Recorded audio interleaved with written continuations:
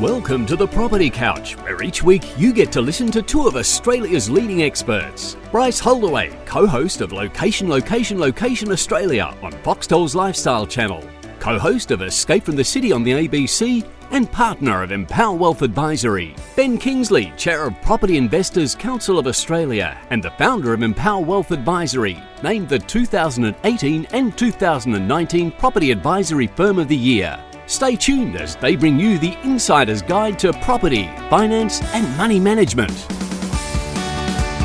All right, folks, welcome back to the Property Couch. Ben, welcome back to you as well. How are you? G'day, mate. How you going? I'm very good, thanks. That is good. Hey, last week's episode was well received, got some good feedback, so we might do something today that is a bit of a follow-on from that. But before we do, a couple of things. Yep.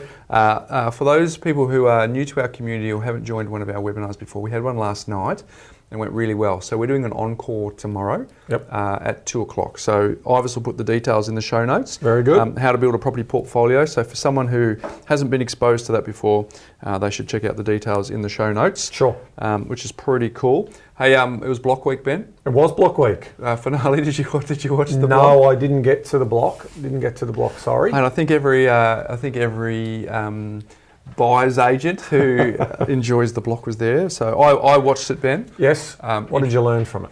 Interesting that that it is a real estate show. Yes. Which, no, it's not, is which, it? It used to be a real estate show. The ultimate prize is for someone who wins on auction day with real human beings who want to buy real estate. Yeah. And so it's important for people just to see that as a bit of a reflection and a lesson, because each and every week, and of course, it's being judged by a fellow lifestyle contributor in Shayna, as well as the other two judges. But they're looking from an eye of the curtains and the pillows and the colour palettes and all those sorts of things, which is fine, which is part of the game. Together. But what was interesting is one of the contestants was a real estate agent, Ben, and steadfastly was refused to sort of succumb to the non-real estate side of it. But and did that pay dividends for them? They certainly didn't win, but the person who won had separate stairs upstairs, separate. So the real estate 101 was pretty good on there, and so therefore it had the broadest appeal. Therefore, got a terrific result. So I just thought it was interesting that for people who, and there's a lot of people who enjoy that, right? To remember, because how it works is, isn't it? They set a reserve, and the highest reserve above wins. the reserve. Yep. So I have watched the series before. Yeah. So obviously, sure. I thought the properties with the footprint. Well, I can normally watch them for your remote control was stuck on ABC. Oh, ABC. I watch a lot of documentaries on Netflix and a few other places these days. I'm going through the series of different sort of documentaries. Throw one at me. What are you watching? Oh, at the moment I'm backlogging on the Trump documentary series from Channel 4, and so getting really interesting insights into him. But we just lost our listener from Newcastle. Well, what else? I mean, obviously, some of the drug trading stuff is very fascinating in terms of the economies of that type of stuff. I've watched, obviously, a lot of stuff on financial and money management and the corruption in money space. So, there's a Darren Brown on documentary on Netflix. Have you ever checked it, about how to get someone to commit murder through mental persuasion? Oh God! It is, mate. It is fascinating. I've got to think. But we don't encourage it. Wait till you see the end. It's So I mean, obviously, anything on mind control, money, training the brain. I've been watching a few of those things. There you go. Now, the block is down in St Kilda, around Grey Street. So for those people who don't know Grey Street, I was reflecting on this with you earlier, that Grey Street is notorious for extracurricular activities, sort of with a red light persuasion. Are you allowed to say ladies of the night? Is that acceptable? Or even maybe men of the night, who knows? Yes. Yeah, okay. So I was telling the story because I'm so green and naive, normally in life anyway. Arrived in Melbourne. Then I arrived in Melbourne, and I'm driving down Grey Street, and I just pulled over into one of the side streets, and I'm looking in the old UBD to see. And so that's how naive you are to Melbourne, right? Because ours wasn't called UBD. Remind me what it was, because I had it. Yeah, it's called a. If you're going to heckle me, you've got to know. I know. Melways, thank you. There you go. UBD's the one over in Perth. So I had the Melways out. Yeah, very good. And I'm trying to find out where I'm going to go, and then I get someone open the door. And they go, are you open the door. So you just parked? I've just parked. Passenger side, open the door. Are you looking for? Did you get a little bit surprised? I was surprised. Yeah, I wasn't expecting anyone to open my door. She goes, "Are you looking for someone?" I'm, of course, green. No, I'm not looking for anyone. And then it took a little bit of time, Iris, for me to realise what was happening to me at this point in time. So at that point, when the penny dropped, I said, "No, that's fine. No, nothing to see here. No, very good. I'm all good." For those of you listening at home, yes, maybe I a little am bit of a chuckle sheltered, I'm from Perth, I'm green, I'm naive, so there you go. But the block was obviously a good success. Now, a couple of things. Yes. Some housekeeping. Housekeeping picker. Picker housekeeping, couple of things, just a reminder. 19th of November, we've got the webinar for lending and depreciation, hosted by Bradley Beer.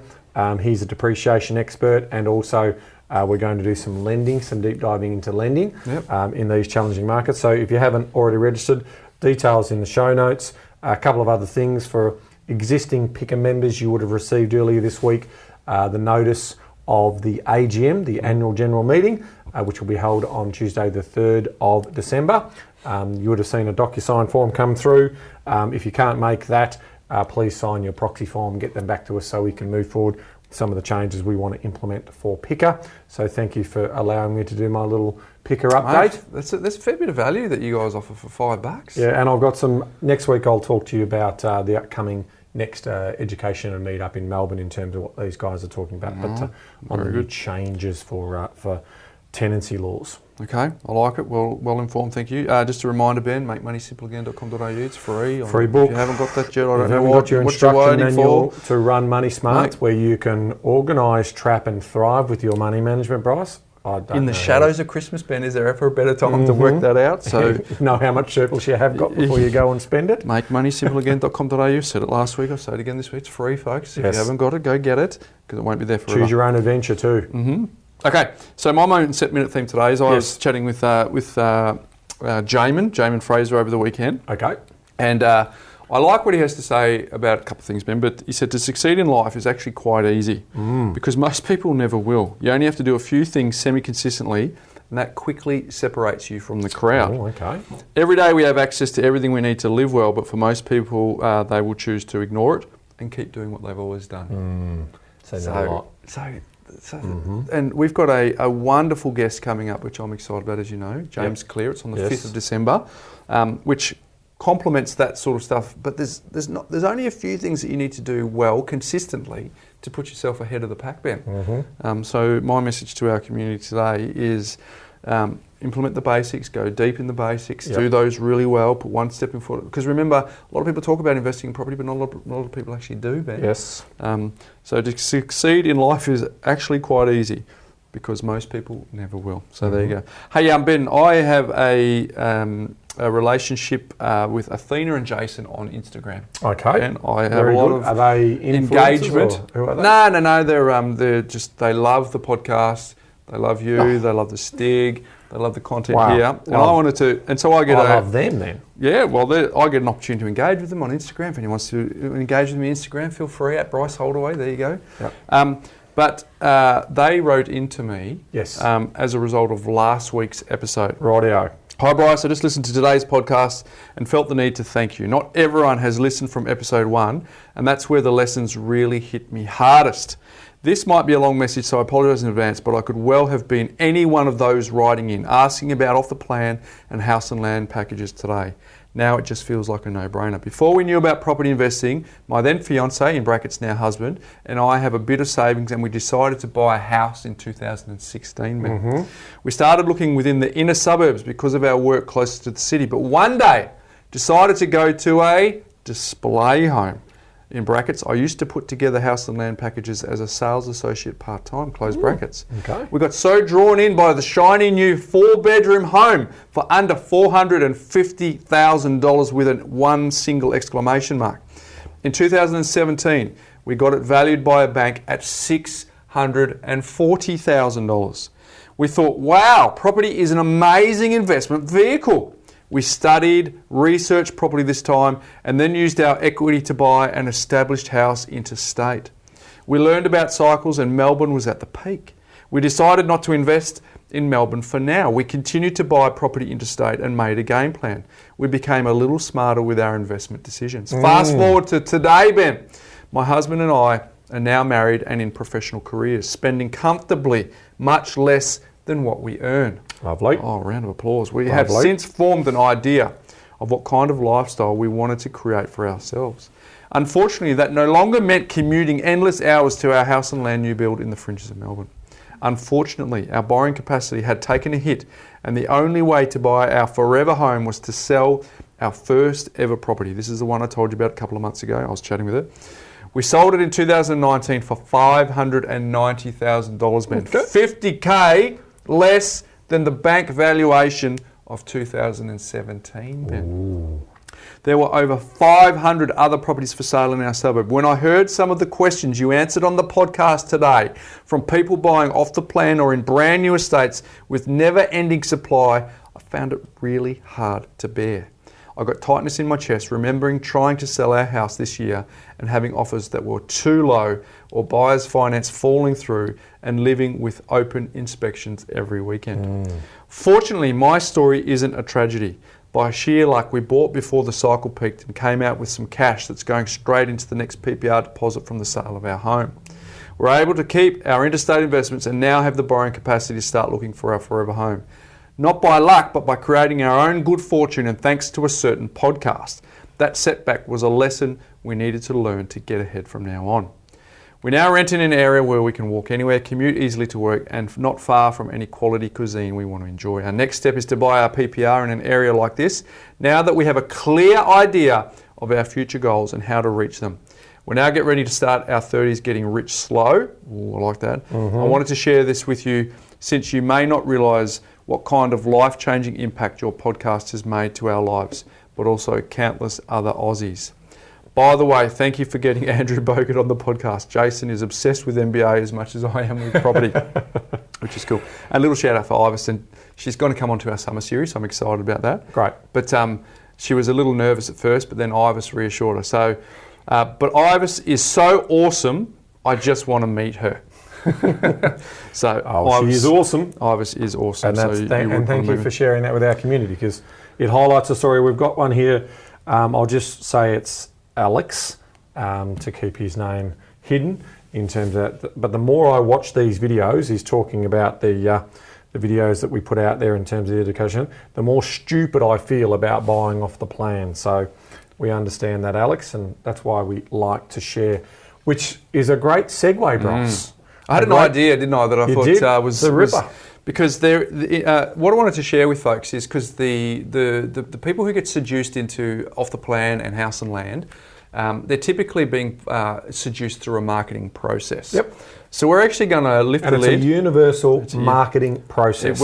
It works universally for real estate, widgets, chairs, holidays, whatever it works, right? Anything, cars, the whole lot. And the reason it works is because it unpacks the mental triggers that human beings have. So we're actually going to lift the lid today. We're going to actually show you exactly what those mental triggers are. Beautiful. And then we're going to overlay that onto how people are getting stung through Spruikers. In different examples. Yep, beautiful. So folks, this is a little bit of a journey behind the curtain, behind the veil, so you can see what some of these people are doing. But mental trigger number one is reciprocity, which is essentially giving some really great stuff away. And I don't know, Ben, when I was in year 10, between year 10 and year 11, I went to Japan and I was billeted out for two families for 1.5 weeks each, right? And it was an awesome experience on exchange. But what happens is you turn up at the Japanese person's house and what do? They give you a gift. And all of a sudden, you're like little Perth boy here, had a little panic because I didn't have a gift to give back, Ben. So there was automatically this feeling of reciprocity that I wasn't able to return the favour. And so I fixed that. I went into town. I got it for later. But that initiates a human response in people. It does. And so we heard it last week when if you were to buy a house, they'll give you a Mazda 2, Ben. Or quite often it's a holiday or a whole range of things, air conditioners. So that is essentially what they are trying to do. They're trying to invoke that feeling that I had when I went to Japan when I was 15. You feel like it's an obligation to return that type of thing. So, I've travelled up through Asia quite a lot, and Hong Kong was a perfect, case study where you would go up and buy electrical equipment up there, or watches and swatch. This is going back years and years and years. You walk into a shop, and it was a jeweler shop and an electrical shop. They used to have these sort of hybrid shops. First thing they do, Bryce, is we were young, so sort of 14, 15, 16, travelling with mum and dad. Bottle of Coke, straight out of the fridge with a nice straw, and we get the Cokes and we get the little gifts, and does dad want a beer, does mum want a wine? They want you to sit in the store. Reciprocity 101. So that's exactly how they do it to you. So, people want to make you feel comfortable. And again, you do feel comfortable. And I got my hair cut yesterday, Bryce. And you look handsome too, mate. Next to, thank you, mate. Thank you for saying that. There's a giggle in the background. In terms of, they had a nice cold bottle of water. Sort of fridge, and you can go up and help yourself to water. Look at what Uber tried to do. The Uber drivers try to give a little bit of extra service by offering the bottle. That's the type of thing that they can do to give you that reciprocity. So what happens when you go into the expos, Ben? We are part of the education. Yep, but we've been in the home buy shows and all sorts of things. When someone has a bowl of minties. Yep. A bowl of Mentos. They want your details in a database. Well, you just walk past and you get a minty, and then all of a sudden you feel like, I've just taken one of their minty, I'd better at least have a conversation with them. Correct. So there we go, folks. There's one of the mental triggers in action, reciprocity, and that is something that you should be aware of. Just be aware of it. That's all we're saying. Second mental trigger is something that is around an event, Ben. Yep. So people love events and feeling like they're part of something larger than themselves. Yep. So how does that necessarily fall into play? Well, quite often the Spruiker will hire out hotels and they are fancy venues, and then there's a lot of people around so that you feel like you're part of the energy. And for a lot of people, I remember when you were saying around the picker meetings that a lot of the guys and gals come up to you and say, hey, listen, the thing we love the most about coming to the picker meeting is we just get to be in a room full of people, like-minded people, and it creates an event around that. Yep. That also is the case when you have these big, showy hotels and places. Quite often you don't go to these places. They've got all their sort of triggers going on, the smells, the lights, all that sort of thing. So people need to be aware of that, don't they? Oh, I mean, I've got some classic examples. I remember going to an event at a 5-star hotel in Melbourne, and it was, I fillet steak for lunch. And so hence they were using reciprocity by feeding me, making me feel like I'm special amongst a group of 200 plus people. But that's how much margin they had in there. So they could still stand there, talk about the pros and cons of property investing and so forth. So these days, some of them are just done where you're in a big auditorium. But back in the day, they also used to do very, very sharp events where you were getting fed a full lunch. And if you think about some of the people who are selling timeshare and all of those types of things, they put them on a plane, Bryce, and they fly them up to different locations. They do. And you can have a 7-day free holiday, Bryce. Yep. And as long as you give me 3 hours of your time, and I'm going to take you through a very polished, emotionally driven mental trigger, program that's going to get you to sign that dotted line. Now, if they don't get that signature on that day, they know that it's highly unlikely that they're going to get any signatures. So what are some of the biggest tips that we've always said throughout the course of this? Don't sign anything on the day. If it's as good as what it is today, and they'll stack it with value, which we'll get in a minute. But that's the sort of triggers that we're trying to let you know, just be aware of, all right? Go in, eyes wide open. I remember going through my first one of those because I wanted to observe. They are very good. Oh, some of them are phenomenal. Good. Phenomenal. The speaker gets up, he tells them his backstory or their backstory and what they've done, and then something in there about, the community that they've helped and the program. Some of them done schools, some of them done, donations. So that is about winning trust and winning, the reciprocity there. They're talking about in terms of, I pay it forward. But they are very, very polished, Bryce. Well, they're good. So, because the reciprocity that was on offer, Ben, is we were going to take the kids to SeaWorld. Okay. And so they go, if you come to one of these sessions, we'll give you 2 tickets to SeaWorld. Oh. And I'm thinking, I can kill 2 birds with 1 stone here. I can actually go and see how well lubed these experiences are. Poof. They are good. Mate, they are good. They are very good. And they go through a whole bunch of these triggers, which we'll go to. So people event-based. People like to go through events together. Now, hands up anyone who's listening to this who's been to Unleash the Power Within. Have you been to Tony Robbins' Unleash the Power Within? Yep. Did you walk in saying, I'm not going to walk across the fire? Yeah, well, I didn't walk across the fire, but yes, I didn't sign up for the full. Oh, so I went to the first pitch event. Okay, but you haven't been to the. No, I haven't done the full. I haven't done the full course. I know loads of people who've been to UPW. I want to go to it myself. I know I'm going to get there, and I know he's going to give me plant the seed nice and early that I'm going to. But most people walk in, they go, because they know about it now. They go, I am not going to walk across those coals. There's no chance. And then they get involved in this event. Yeah. And then they get caught up and they want to do things together with everyone else. And all of a sudden the person next to you you've just spent the last 2 days with, they get up and they walk across, you go, wow, all right, I know I said I wasn't going to do it, but I'm going to do it. Group motivation is incredibly powerful, Bryce. Yep. It's incredibly powerful. So, there are other things that happen at concerts and so forth where group power makes people do things that they never thought that they would do, and they end up doing.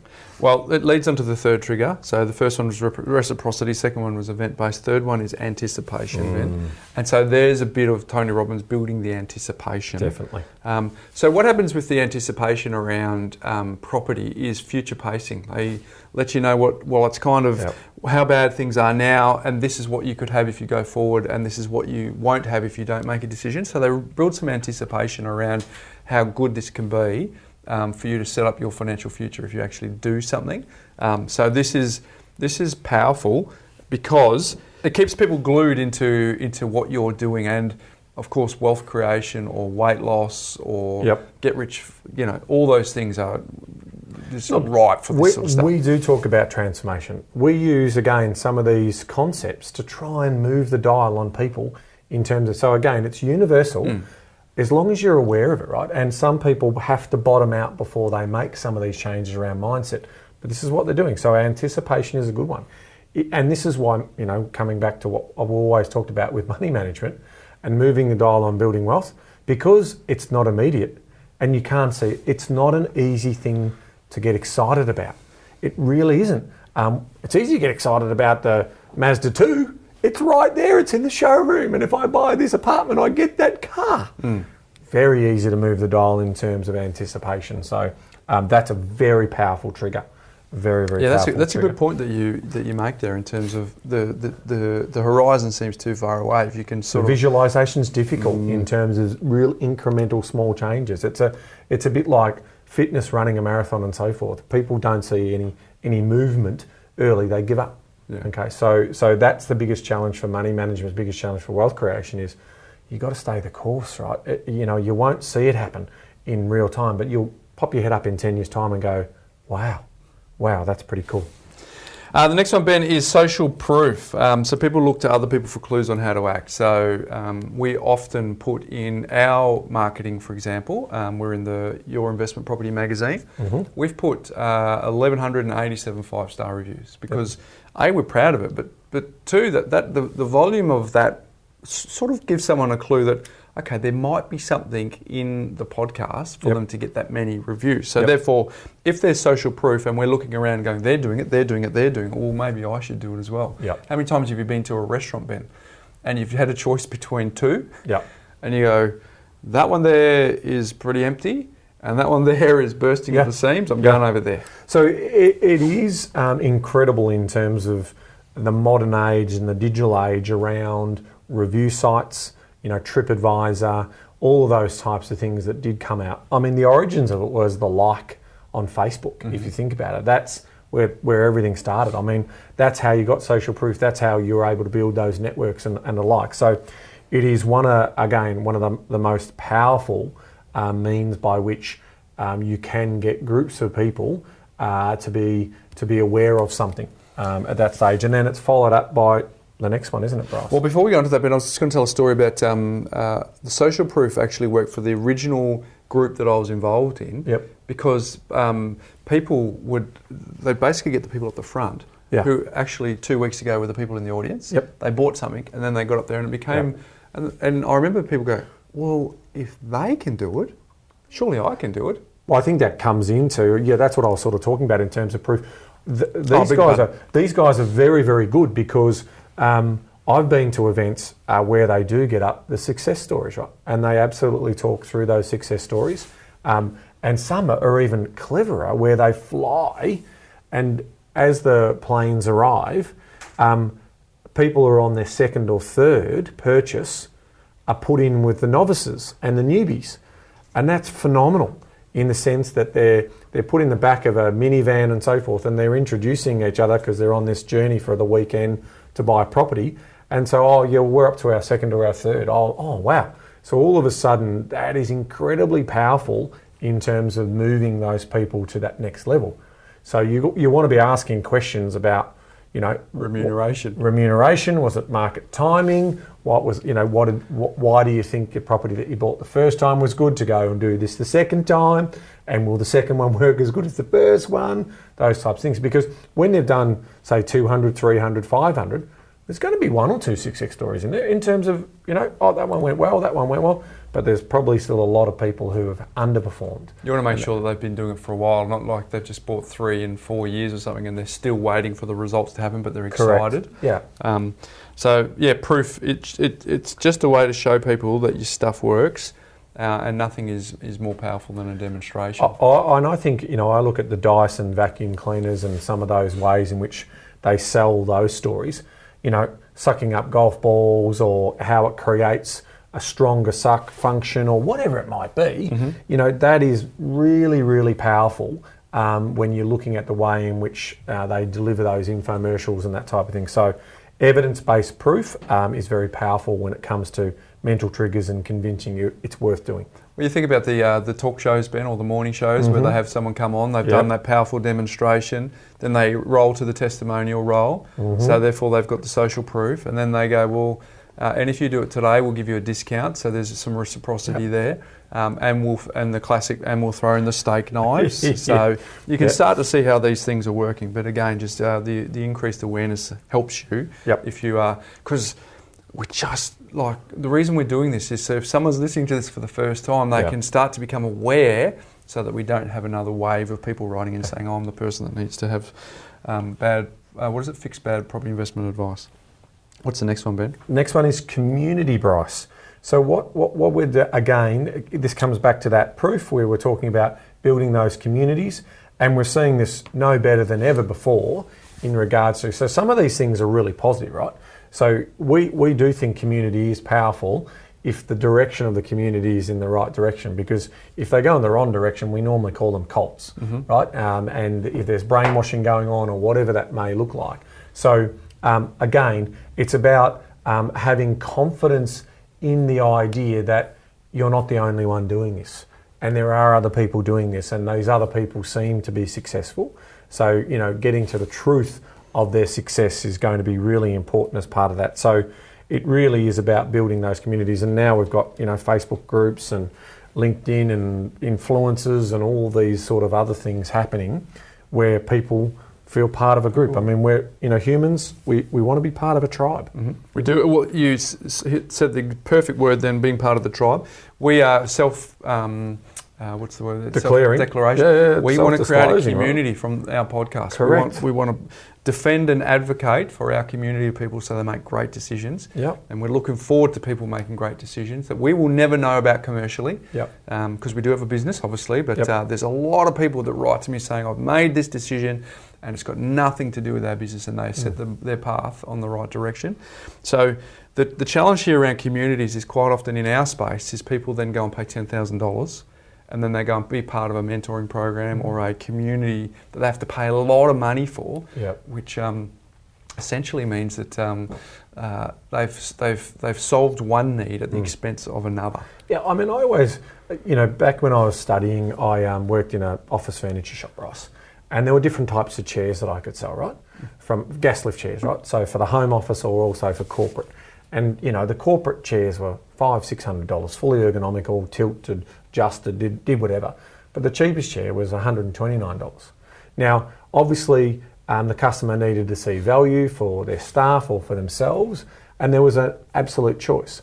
The reason why we're so passionate about what we're doing here is because if you make a choice of a $300 chair versus a $200 chair and it just doesn't work out for you, that's not life-changing, right? You're going to be able to recover from that, right? There's no, but when you are talking about hundreds of thousands of dollars, time cost, opportunity cost, and potentially ruining your financial future because you have been led down a garden path, remembering 80% of what they're telling you is probably true, It's the execution on the final 20%, and it's usually around the product, not so much of the fact that you need to invest in property or you need to get your money management organised or you need to have a loan. It really does come down into the finer points. And the finer points for us is return on investment in terms of why you're doing it. And that's why, from a community standpoint, from our point of view, is we're backed up by the knowledge, the evidence, the proof that it's dangerous out there. Not all off-the-plan apartments are bad, but we definitely know the bulk of them have not necessarily delivered the types of returns you could potentially get in buying a freestanding or existing property where you need to buy it. So the declaration for what we want from our communities, we want our community to understand and implement money smarts. Yep. We want them to understand and implement the 4 pillars of investing in property, and we want them to follow through on the 5 steps that it takes to actually buy an investment property. That is our hope. Yeah. That every single person, money smarts, correct, the 4 pillars, and then actually follow a step-by-step process. Because the asset selection is critical, and we've got the 18 principles inside the Armchair Guide to Property Investing in terms of, so what do I need to look for? Well, there's different types of assets, but there's also different types of locations, the different types of demographics. So we talk about those ugly ducklings, reliable and durable. You know, all of those things are also in the book to try and give people a mental picture of what they need to be looking for in those locations to try and find the best assets they possibly can. Now, Ben, in terms of anticipation, yes. If we go back to anticipation, I'm going to give an example of anticipation. Between now and Christmas, we've got a few hundred copies of our best-selling book, the first one, The Armchair Guide to Property Investing. Yes. We are going to give away a few hundred copies before Christmas. Now, it's coming, Ben. You're using your building anticipation. I'm building anticipation. Very good. It's coming. I'll throw in social proof. Yep. It's a best-selling book. We've sold over 17,000 copies so far. And the reason we want is for the community, there we go, to be able to have part of the, we want them to understand all of the frameworks that we're talking about. So folks, stay tuned. In an upcoming podcast, I'm going to show you how you're going to get your hands on a free copy sometime between now and Christmas. Beautiful. And we're going to have a few hundred to give away, Ben. So, excellent. Which is good.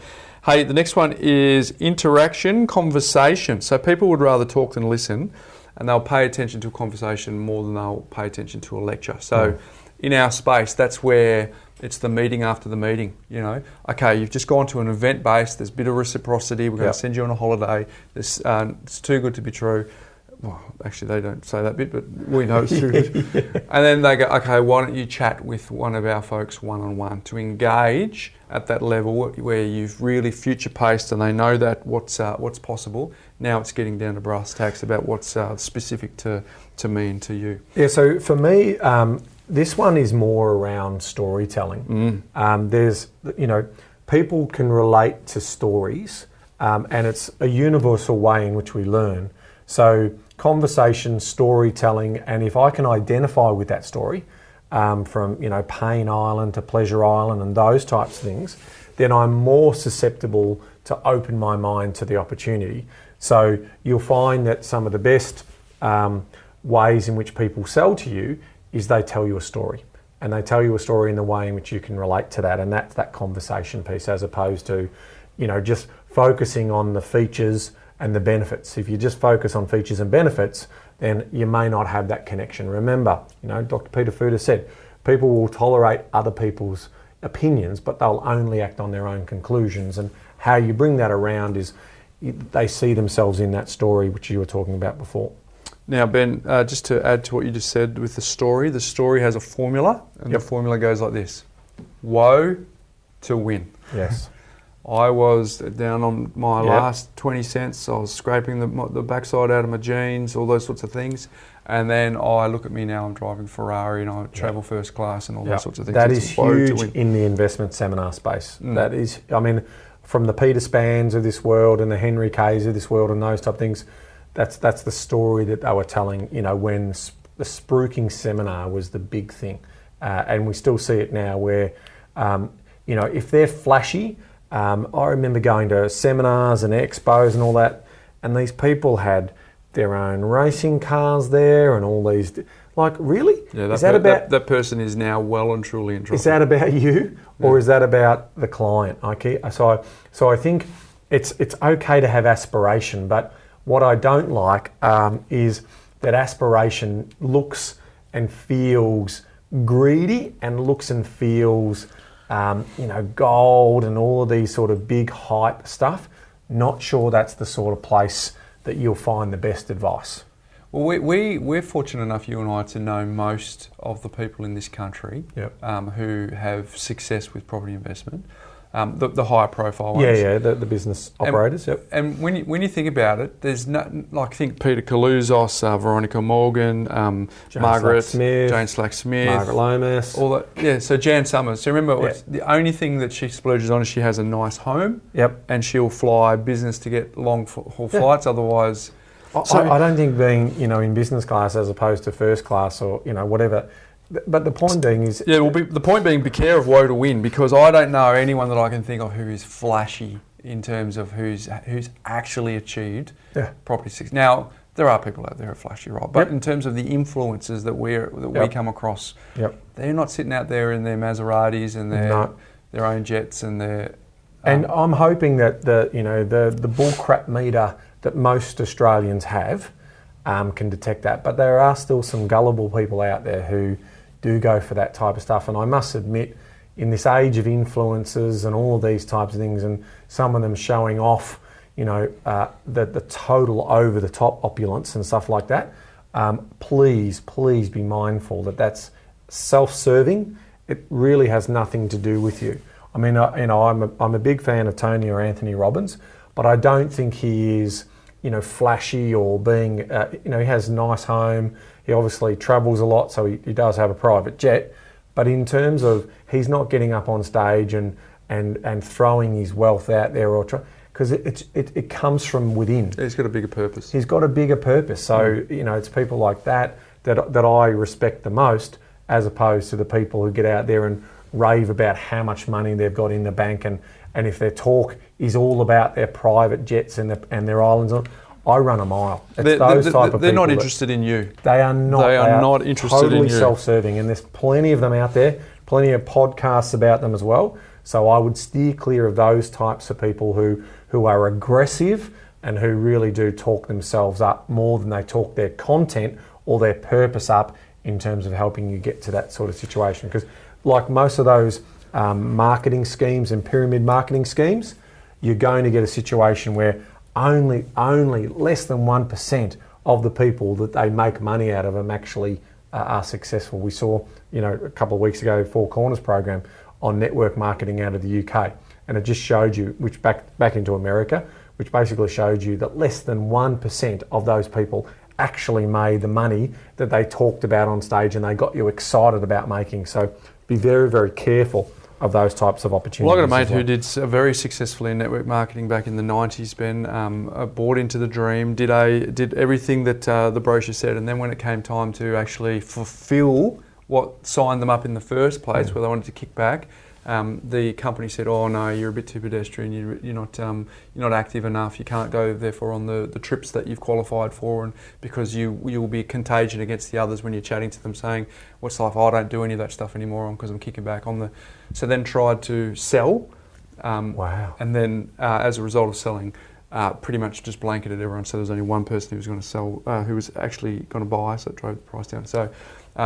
I think network marketing is a wonder. I'm not proposing a network marketing model, by the way, but I think it's a wonderful business model, but in a vacuum, because you've still got to talk to people. Well, and Harvard Business School say it's the most successful marketing strategy because it's using all of the things about social proof, people, anticipation, community. It's using all of those things, and it's saturating personal development. But again, there's only a few people that come out the other side of it who are financially transformed, but the people who are doing that are the ones who are let down by the anticipation and the hope. They're selling hope.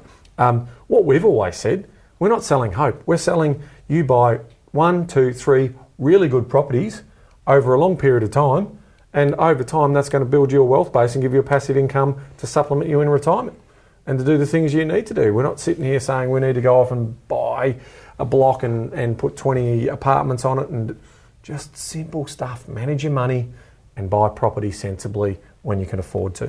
Now, a little caveat, Ben, I do know people, again, who have got successful network marketing businesses, and they are, so we're not putting down the industry. No, of course not. I said it's just the most for the successful majority means. of people, it's going through these triggers. Now, just be careful. The last one. Yes. Scarcity, Ben. Scarcity is a big seller.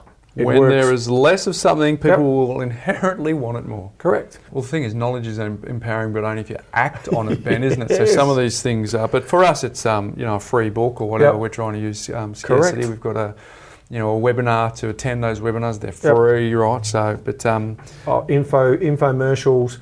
The first 50 only get this offer with the bonus. Yep. All of those things are all part of trying to enact you to take action right now. So how does that work in property, folks? Well, you've all walked into a display booth and you've seen all the red stickers on the ones that are quote unquote gone, Ben. Sold. So therefore there's only a few left, and then they released new stages of land and all those sorts of things. So it well and truly happens. But in core, so if we circle back to my experience with timeshare, I was told that because the offer that was provided was compelling, and I was impressed with it. They are amazing, those programs. And they said, if you don't sign up today, you can never be exposed to this offer ever again.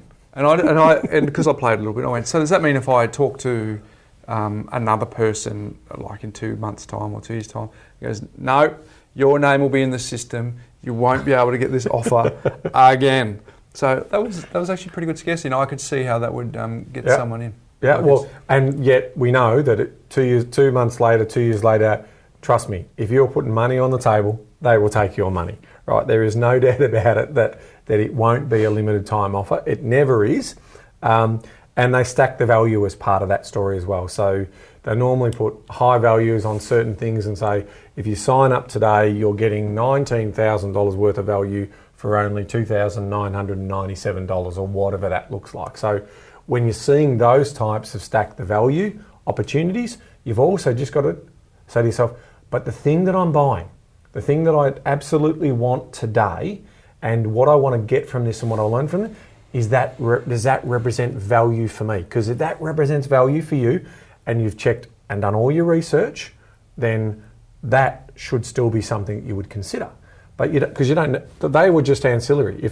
If the product stacks up on its own, then that's something I would go after. So I'd be very, very mindful of the way in which scarcity is always used, and just be mindful. Okay, they're going to use it on me. So again, if I still feel like there's a good opportunity here, I'll explore it more. But I'm not going to sign anything on the day. I'm going to digest it and basically look at it. In established property, there is a bit of scarcity that you do need to pay attention to. Like once the auction hammer goes down, you've got to make sure that you're on the right side of that. If you're buying established properties, they're usually they're not homogenous. There's not sort of apartment 9 or apartment 22. There is legitimate scarcity that comes from having to act and move quickly. And that's why it's such a good performing asset price, because it's unique. It's one of them. Then there's not 20 or 30 of them being built. That's the property in that street, in that location, at that price point. And you've got to go after it. Which is the asset. But I was even talking just a little bit about action. Sometimes if you've identified an asset, you do need to move quickly. Yes. And you do need to jump. Because sometimes we find anecdotally with clients, they are a little bit, what's the right word here? They've got to lose lethargic to act. They've got to lose something before they gain something sometimes. And we're saying, please don't be that type of person. If the expert's telling you that this is good and all the comps stack up and all, you don't want to lose the good one, because sometimes a good one can just turn up 48 hours after you've decided that this is what you want to do. Sometimes it can turn up 4 weeks later. So that's the challenge. And the thing is, these mental triggers are most powerful when they're in clusters. So if scarcity on its own has none of the other triggers, and like that before the auction goes down, or you've got to move quickly because it's an established property and it's going to go, in the absence of the other ones, well then there's not necessarily a bigger game being played there other than to try and serve you. So folks, the mental triggers when it comes to marketing: number 1, reciprocity; 2, have an event-based; number 3, include anticipation; number 4 is have social proof; number 5 is have actual proof; number 6, what am I up to? 6, community; number 7, have some form of interaction, conversation, as Ben said, storytelling; and number 8, as Ben double checks my counting, is scarcity. Now, why did we go through that, folks? because Athena and Jason wrote in to say they went through this process. Alex wrote into you, Ben. We get scores and scores of people. So we are trying to defend and advocate for folks to make sure that you don't go to a slippery spot and slip. So can I just give some tips? Ask questions. Ask lots of questions. Keep asking more questions. Ask how you're getting paid. Talk about your qualifications. Talk about the business success. Of the overall performances of everything that they've done and what they've done, and how humble are they in giving that announcement? Because same with us in our business, we're not perfect. There's properties that we would say second time over the 1,000 properties we bought. Maybe not. It's a line ball decision. So that's the truth, right? In terms of, so are they telling you the truth? If they're offering things like satisfaction guarantees, full refunds, Mazda 2s. Don't sign anything on the day that they're doing the pitch to you. Digest it, get some information behind it. Go and do some of your own independent investigations. Certainly for house and land packages, that's a classic one where if you actually do a bit of research on those new estates, you could probably find other opportunities to buy the same property in that area for about $25,000 or $30,000 less than what's being offered. So you'll find that, and we've had plenty of feedback from our listeners over time saying exactly that.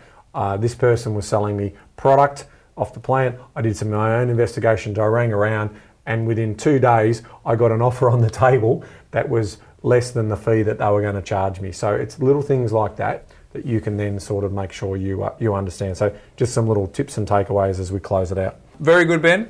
So there you go, folks. We want to make sure that you make better decisions, so make sure you are aware of those things. A couple of things, Ben. Yes. If you have enjoyed this episode or the last episodes, or in fact any of our episodes, we would love for you to be able to share that. So what you can do is if you were to screenshot the actual episode that you're listening to and then share that through your socials with hashtag TPC Gold or the Property Couch, that would enormously help us. If you could just show the last 2 episodes, anyone that you think is going to be buying an investment property, just send that to them. Yes. Through the social network. That would help us enormously. So then less people actually get exposed to this sort of stuff. Get burnt. There you go. Hey, before I get to my life hack today, Ben. Yeah. What do you got? I know you love progress. You love Google Home. You love all the technology. I'm of the view that robots are going to take over and I'm going to have to sort of be on my own down the beach, whereas you're of the view that the robots are going to add value. Yep. I've got one for you. Okay, what do you got? Saw this. My wife asked me why I spoke so softly in the house. I said I was afraid Mark Zuckerberg was listening. She laughed, I laughed, Alexa laughed, and Siri laughed. Just saying, Ben. Just saying. So, because you have about 14,000 Google Homes. I think there was a story, an article. We're going off track a little bit here, but there was a story in one of the papers. I was using Google News, as you do, and they were looking at Alexa to actually solve a murder. Oh. Yeah, so it looked like the boyfriend, husband, or whatever had murdered in this apartment or house, and they were looking for the Alexa had probably caught the conversation, right, and so. Could actually help solve this murder. That actually proves my skepticism. I've got to turn my Google Home off when I walk around the house. Maybe, and it's very easy to do so. You just a little button on them. You can turn them off if you don't want to use them. But I'm a believer that we're going to see more and more of it. It's a tidal wave of technology change that's going to happen. So whether you like it or not, their design is to try and make life easier for people. That's what they're trying to do. Yeah. Whether that's right or not. There was actually a good bit of information. I'm just worried it's going to replace people. Alan Kohler's article a couple of days ago in The Australian talked about, I'll start, this is my first Did You Know, right? And what he was talking about, that the computing power and cost is 1/1,000,000th better than what it was, 1/1,000,000th better than what it was in the 1970s. So that's one of the great reasons why. Don't you want it to be like exponential, like 1 minute? 1/1,000,000th the cost. No, so in other words, the cost, right? Efficiency, So no. So it's and obviously, we're talking about exponential growth in terms of its computing power, but 1/1,000,000th the cost. Now, what that is meaning that as machines design things better and do things, that does mean that we have pressure on inflation, and that's real, right? So we're going to see things get made quicker, easier, at cheaper cost. Now that doesn't flow through in inflation, and then also puts pressure on wages, and that's why globally we're starting to see this, this next generation basically of technology is going to mean that things are going to be a little bit tougher until such time as it democratises itself and settles down a bit. So, but that's not my did you know. It's not your did you know. Hey, my life hack on, just sort of throw that in, is how to use an elevator without stopping. How to use an elevator without stopping? Don't get on. So sort of the lift. You know the lift. Yeah. Got it. Number one, hold the closed door button until the door closes and keep holding. Ooh. Right. Does that work? Number two, select a floor and hold both buttons until the elevator starts moving. Number three, you will go straight to that floor, no stops. Note, this is built into every old elevator so police and firefighters can get to floors quicker. Oh, you are giving away a bit of gold there, so that's a bit selfish. So here's all those other people waiting on those other floors to go up and go down. You think you can get in there and be Mr. Entitled and bang that? Oh, you were telling me no one listens to my life hacks, so that it won't have a single impact. But so Ben, what I'm going for is is proof. Yes. Going for reciprocity. So I've given something to the community. So if they could let me know how it goes, that'd be great. I'm building anticipation because as you're listening to this, the first thing that's going through your mind is hold the buttons down. No, you're thinking, will this actually work? I can't wait to get to the next lift to see if it actually does. Some of the people listening to this can go down at lunchtime. Think of other people, please. The community. So if people can share it with us, I can share it with the community. Love it. If you were to put it on social media, I'd get social proof from that, Ben. Yes, you would. And of course, if they actually have this results, we can interact through this, Ben. So I'm trying to invoke mental triggers. And you're creating scarcity because that lift's no longer available for anyone else to use. A lot of scarcity. So there you go, folks. How to use the lift without stopping. Check it out. Let me know. Did you know? Did you know? Quick one. Now that we're getting into mental triggers, all about effectively selling. Yes. So Singles Day. So Singles Day is one of the biggest online selling days. A Chinese company we all know, Alibaba. Have you never heard of it? What's Singles Day? Singles Day is a day where singles get to have offers, sales offers from around the world. Single people. It's called Singles Day, right? Right. So how do you prove you're not single? Well, it's just a concept of marketing, Bryce, as is Halloween, as is Christmas, as is everything. If any kids listening, sorry about that. But in terms of, that's what it is. So it's like Black Friday or, sort of Tech Monday. They're just marketing concepts, and it's called Singles Day. Right. Now, this is huge, Bryce. This is becoming the world's biggest online sales day. So there's anticipation. You've built anticipation. There's an event happening. Yeah. There's probably reciprocity that's being sold. You buy that, you get one free. You get all these sort of other. And social proof of people talking about it. It's crazy, Bryce. This is how crazy it is. And there's a community because now our community's talking about it. In the first hour of this, $19 billion in sales. $19 billion in the first hour of sales. And that's up 32% on last year's number. So it's a good event. It's huge. So if you haven't heard of it, it's called Singles Day, and it's obviously all of these online sites right through Asia, and they go crazy in terms of that. And it's getting to, Ivis wants to tell us it's also hit. It's on the internet. So it happened earlier in the week, Ben. Now, I don't like that scarcity because people are now hearing it. Yeah. They've got to wait another 362 days before they can do it. Very true. Well, they've got Black Friday coming up and they've also got Tech Monday. Right. So and they normally happen in November before Christmas, right? So it's big. So you're going to get more and more of these online sales events happening around the world. And you're going to watch the mental triggers that they try and use on you. So now you know. You're informed. Remember, folks. Essential versus discretionary spending. Be careful out there. The marketers are coming after you. So always be aware of that. I thought that was a nice way to finish I like that. Well done. So no, I did not know that, Ben. For folks, make sure if you're trying to get to the sales and someone is gone into the lift before you and it goes straight up, you're both podcast listeners. So there you go. All right, Ben. Very, very good. There you go, folks. Make sure that you don't fall prey to any of those within the property industry. And Ben, until next week. Knowledge is empowering, Bryce, but only if you act on it. Well said. See you next week, folks. Hey there, folks. Bryce Holdaway here. Before you go, if you're new to our community and only listen to maybe a handful of episodes, I thoroughly recommend that you go all the way back to episode number 1, where we unpack all of the foundations when it comes to property investing. Now, for those of you that might be a little bit time poor, I've got good news for you. we have a binge guide that you can download straight away, which summarises the first 20 episodes where Ben and I unpack the foundational pillars of the A, B, C, D, and so much more. And you can get that straight away. If you go to thepropertycouch.com.au/TPC20, you can download it and consume it whenever you want. It's completely free and available now. And for those of you, just a quick reminder that nothing we've spoken about today constitutes financial advice. We recommend that you reach out to your licensed professional advisor so that you can look at your unique circumstances before acting on any information. Now don't forget, go to thepropertycouch.com.au/TPC20 and get your binge guide today.